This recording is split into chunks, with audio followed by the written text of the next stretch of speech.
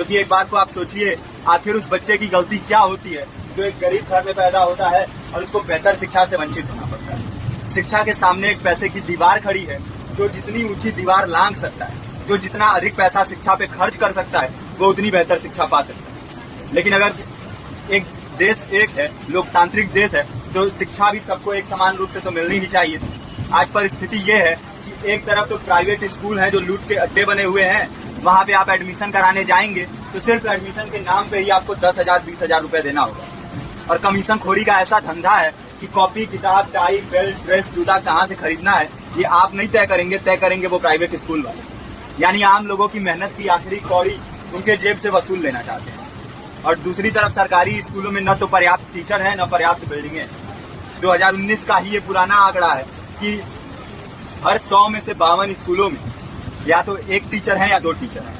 और उन्हीं टीचरों के ऊपर जिम्मेदारी थोप दी जाती है कि जनगणना करो, मतगणना करो, पशु गणना करो, तमाम काम करवाए जाते हैं। और 19 के बाद से तब से कितने टीचर रिटायर हुए होंगे और 18 के बाद से कोई टीचर की वैकेंसी भी नहीं है। आप खुद भी सोच सकते हैं ये परिस्थिति और कितनी बिगड़ी हो। इसीलिए हम लोग ये मांग उठा रहे हैं, चाहे कोई राष्ट्रपति का बच्चा हो या किसी मजदूर का, सबको शिक्षा एक समान मिलनी चाहिए और निःशुल्क रूप से मिलनी चाहिए। प्रेमचंद ने अपने दौर में भी कहा था कि एक सभ्य समाज में ऊंची से ऊंची तालीम मुफ्त होनी चाहिए और इसका पूरा खर्च गवर्नमेंट को उठाना चाहिए, क्योंकि हमारे देश को फौज से ज्यादा आवश्यकता तालीम की। और शिक्षा से जुड़ता हुआ ही दूसरा मुद्दा हम लोग उठा रहे हैं। दूसरा मुद्दा है रोजगार का।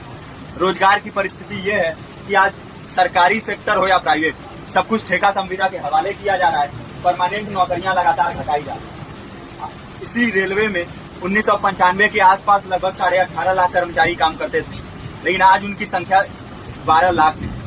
आप खुद भी सोच सकते हैं कितने बड़े पैमाने पे परमानेंट पदों को घटाया जा रहा है। और आज आलम ये है, एक तरफ लाखों पद खाली पड़े हैं, फिर भी कोई वैकेंसी नहीं निकलती। जो वैकेंसियां निकलती हैं उनमें भ्रष्टाचार होता है, पेपर लीक हो जाते हैं। RO, UP police, BPSC, SSC, CGL, ऐसे तमाम पेपर लीक हो चुके हैं, आप लोग भी जानते हैं। अभी नीट की धांधली में ये पता चला कि एक एक पेपर 30 लाख से 50-50 लाख रुपए में बेचा गया।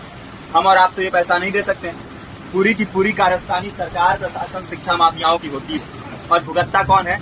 आम घरों के लोग, जो लोग सालों साल तैयारी करते हैं, दिन भर में 10-10 घंटे, 12-12 घंटे पढ़ते हैं। और इतनी कड़ी मेहनत के बाद, सालों साल की मेहनत के बाद उनके हाथ लगती है तो सिर्फ हताशा, निराशा, अवसाद। बहुत से छात्र, नौजवान जो इस बेबसी में, इस डिप्रेशन में नहीं जी पाते, आत्महत्या तक के कदम उठा लेते हैं।